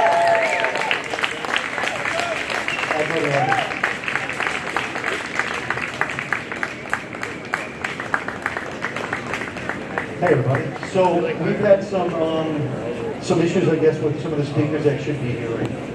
So we are going to move forward with bringing up our keynote speaker right now. And I want to thank you all for sticking around here. We might be out of here a little earlier than we normally are, just because of what's happening with our event. So I do appreciate everyone sticking around here. Every one of you, like Emily said, I can feel such great love that people showed up and have that advocacy and want to learn about things. I wish we had more speakers here for you, but I'm so thankful for the speakers that we have because they've been so amazing. It always is when people are talking about healing. It's always that way when people are talking about things that we're learning about every day that can change everything from ourselves to our world. So that's what's really impressive. This next gentleman, Tom, are you here? Tom? Yeah, thank you, Tom. Really flexible. Tom was our lawyer this year. I've known Tom for a long time. He works at Michigan Normal. That's an advocacy group for cannabis that's been around since I was in college. And far earlier than that as well. Tom was pivotal in the reason why we won our case in court. And I'm so thankful to have him and to be his friend. Tom Levine, everybody.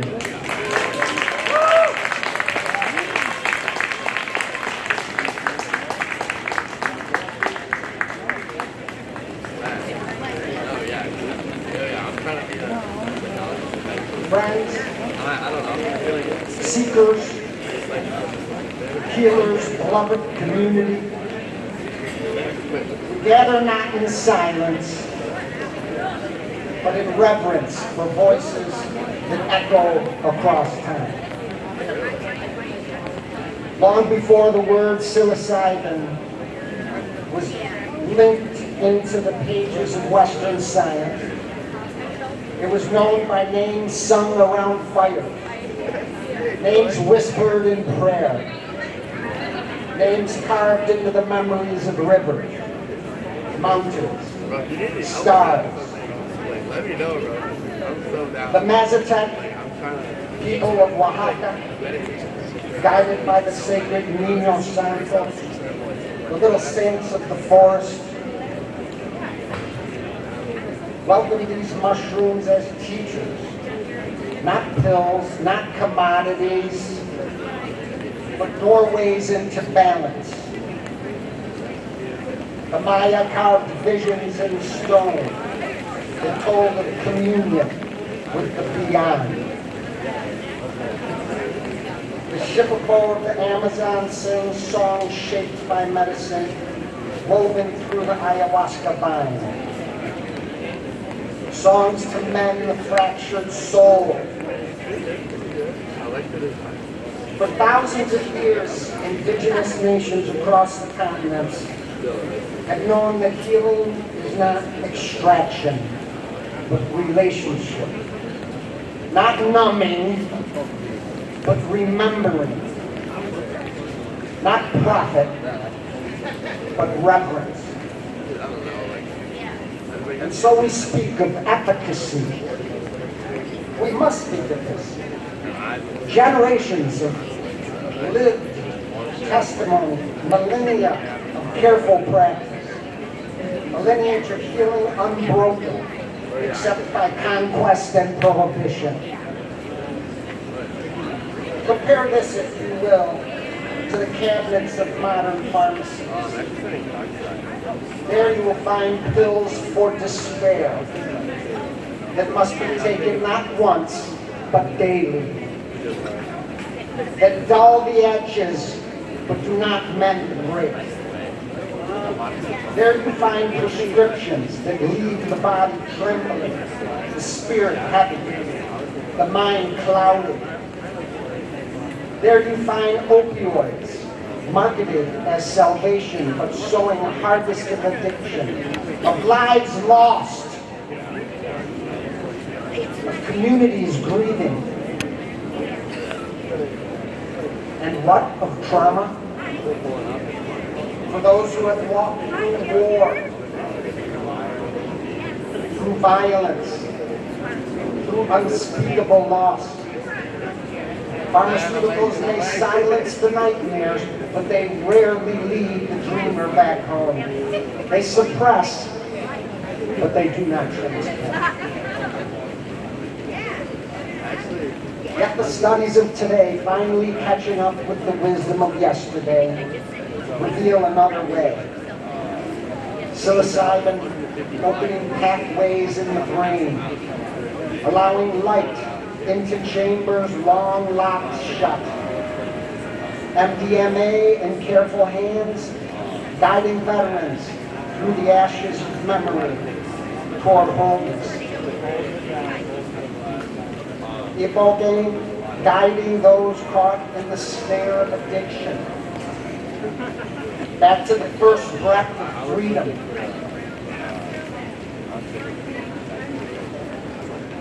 These are not panaceas, they demand respect, ceremony, intention.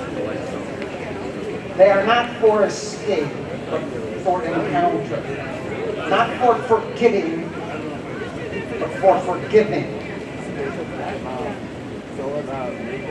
Science now confirms what indigenous peoples have not forgotten, that healing does not come from suppressing our shadows, but from meeting them with courage, with community, with the guidance of the natural medicines that were given to us by Earth herself. And so I say to you, we stand at a crossroads. One path is paved with the profits of an industry that tells us healing comes in monthly refills, that our pain is a business model. The other path is older. Winding, sacred, live with ceremony. It tells us that healing is not consumption, but connection. Not escape, but return. Let us listen to the elders, whose songs still rise with the smoke. Let us honor the plants and fungi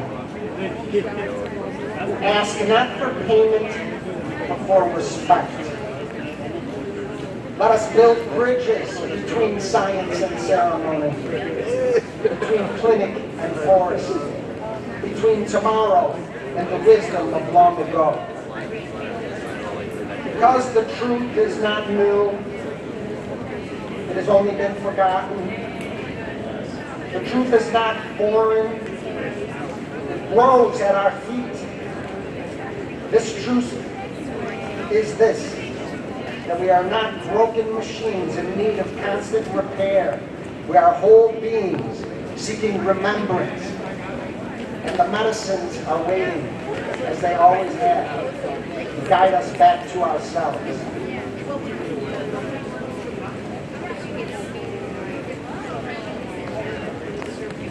Brothers,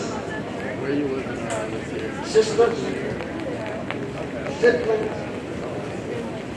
kids, look around. Beneath the sky of Ann Arbor, on this green and storied diamond, where generations have marched, spoken, sung, and stood tall for freedom, for peace, for justice, and for truth. Today we gather not only in celebration of entheogenic substances, not only in reverence for the entheogens that open our hearts, but in celebration of something rarer still, a victory for freedom. When the regents of the University of Michigan tried to silence us, when they said no to the permit, when they said Entheofest 2025 cannot go, Emily Behrman stood up.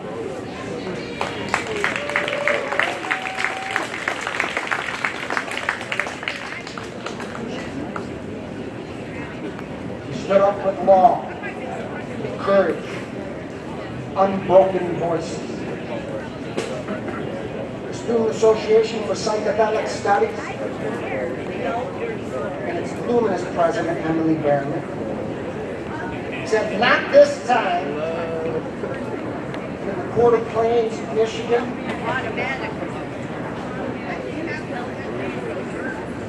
she planted our flag. The judge's pen became a torch. The injunction was granted. And with it, our rights were upheld. Our rights to speak, to gather, to resist, to celebrate, to remember, to imagine, and to dream.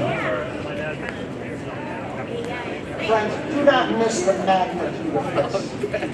A university that tried to bar its own students from the people's dream was told the Constitution still matters here.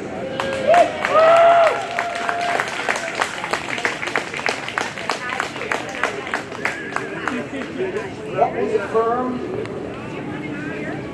that speech is not a gift from the regents. It's not a privilege dispensed by bureaucrats. It's not conditional on what is popular or safe. It is a birthright. It is the marrow of democracy. It is the shield and the sword of the people. Court upheld what is written twice upon our hearts. First in the Michigan Constitution. Every person may freely speak, write, express, and publish his views on all subjects, being responsible for the abuse of such rights. And second, the First Amendment to the United States Constitution, Congress shall make no law abridging the freedom of speech or the right of the people peaceably to assemble.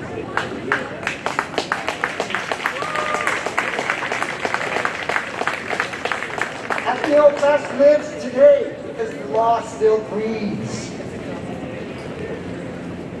Entheofest lives today because students stood firm. Entheofest lives today because freedom is worth fighting for. Friends, this is not only about mushrooms and music, not only about one festival or one permit. We stand in an era where freedoms tremble. We stand in the shadow of a second Trump presidency. An era where constitutional rights are treated as obstacles to power.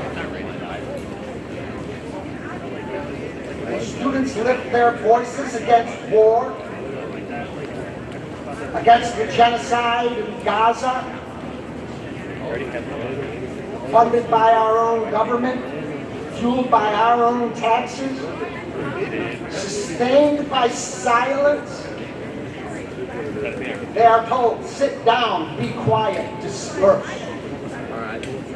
And that's happening all over this country.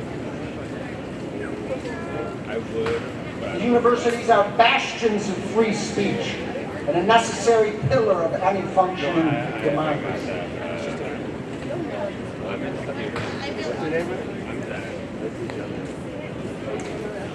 Freedom means anything. It means the right to cry out against injustice.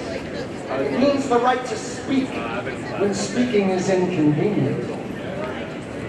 It means the right to assemble when assembly disrupts business as usual.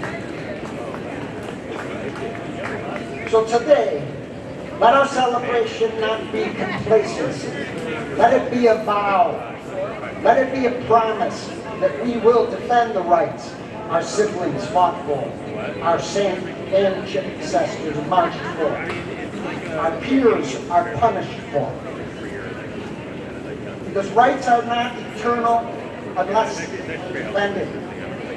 Because the Constitution is not self-executing. Because a festival like this is more than joy. It is testimony. It says, we are here. We are free. We will speak. We will gather. No court, no regent, no president will silence us.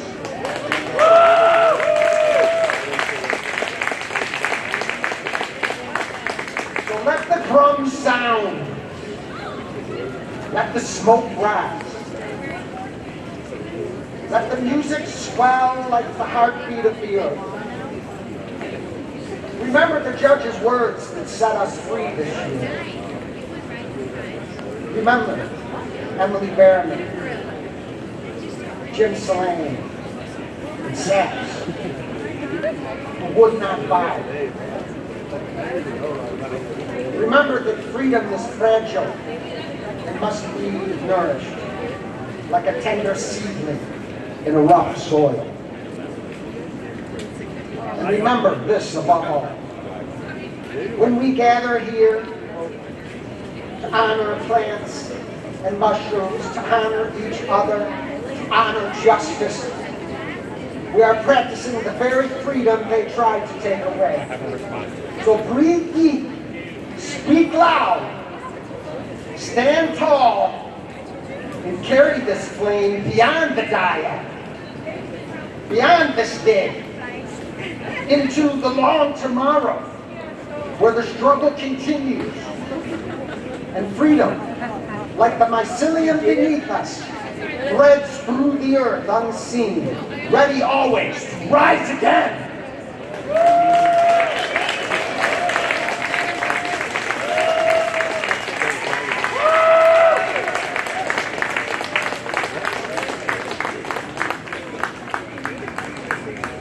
Tom Levine, everybody. Thank you, Tom. So we have one more special guest that just showed up. I'm so happy he's here. Ladies and gentlemen, when the resolution was passed 5 years ago in the city of Ann Arbor to decriminalize plant medicines and mushrooms, County Prosecutor Ellie Sabbath made the entire county decriminalized. And he's done more since then. And now he's running for Attorney General of Michigan. Please put your hands together for Ellie Sabbath, everybody. County Prosecutor Ellie Sabbath.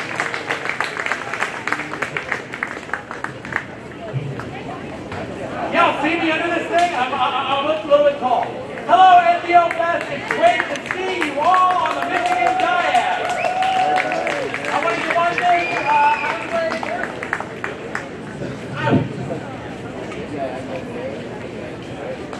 I want to get one thing out of the way first. Just got a text from our sheriff, Alicia Dyer, who is also supportive, wanted to send her request, but send her support, so give it up for our sheriff here.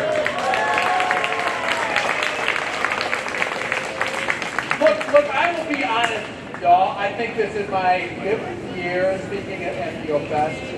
And in all honesty, I give some iteration of the same speech every year. I tell you guys that we do not prosecute the use or possession of entheogenic plants, and we won't. I tell you all that it was an incredibly easy decision to make because Ann Arbor led the way in functionally making it the lowest law enforcement priority, and it would not be fair to have a situation in which it is functionally decriminalized in Ann Arbor, you cross over US 23 into Ypsilanti, and it becomes criminal again. And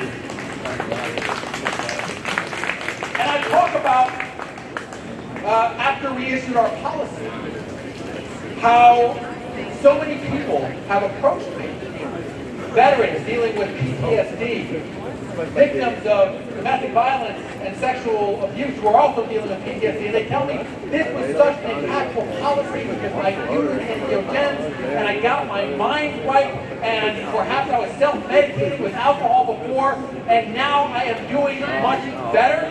And I'm incredibly grateful to this group, to this movement, for giving hope and giving healing to those people. So give it up for yourselves.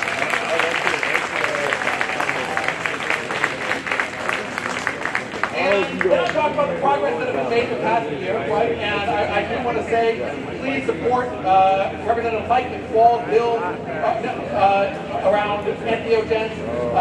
That's a really important thing that is up in the state legislature. But, you know, all of that remains true. And I still believe all of that. And you're still not going to be prosecuted. But I want to say this organization is standing today for much more than the decriminalization of entheogenics. At this moment in time, we are seeing our First Amendment liberties under attack. Under attack from the Trump administration, under attack from institutions that would bow to the Trump administration. And we have a long and storied tradition of freedom of expression here at the University of Michigan, in Ann Arbor, dating back to Hatchback. And y'all stood up for the First Amendment. So give it up for yourselves. Because I gotta say this, we cannot take a step back now. Entheofest is about political speech. It is about advocating for a policy position, advocating for the decriminalization of entheogens that helps so many people. And while I personally do support that, as I have, even more important is that I support your ability to speak freely. And at this moment in time where we are seeing so many people cower in fear, like we saw just this past week with ABC pulling Jimmy Kimmel off the air because he said something the president didn't like. What y'all have done was the exact opposite. You went to court. You litigated in favor of free expression. You litigated in favor of freedom of speech, and you won, and that is why we are here today. So I'm always proud to be here at Entheofest, but I'm super proud to be here today. Thank you for standing up, not just for the decriminalization of entheogenic plants, but for the most basic and core American principles. I will always stand with you in that fight. Thank you, Entheofest.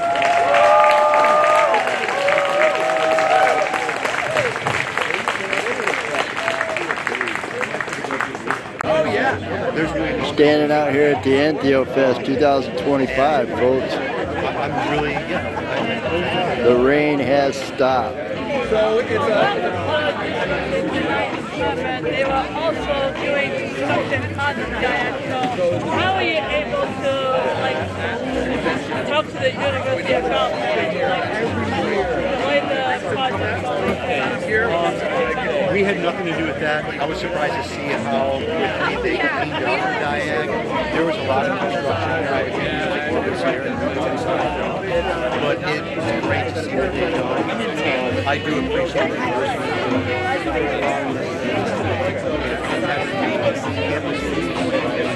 actually enforced, they gave us here. It really kept us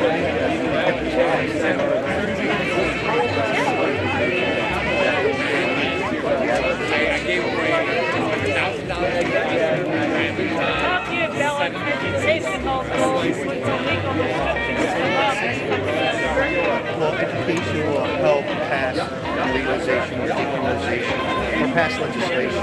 Having that sort of education of anything is going to help educate lawmakers and to continue to do that on a yearly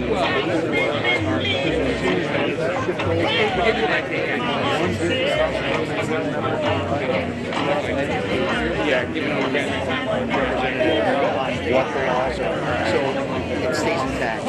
So people are educated, so laws can change, so studies can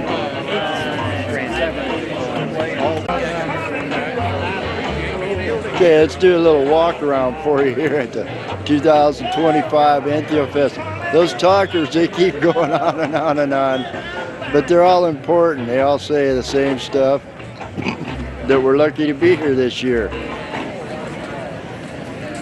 And we are. But I think you've seen it, folks. The 2025 Entheofest here in Ann Arbor, Michigan, USA. Diag is already winding down.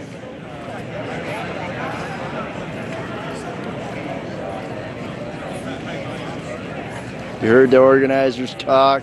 You heard some of the sponsors talk. And now we're out of here. Hey, Ghetto, what's happening?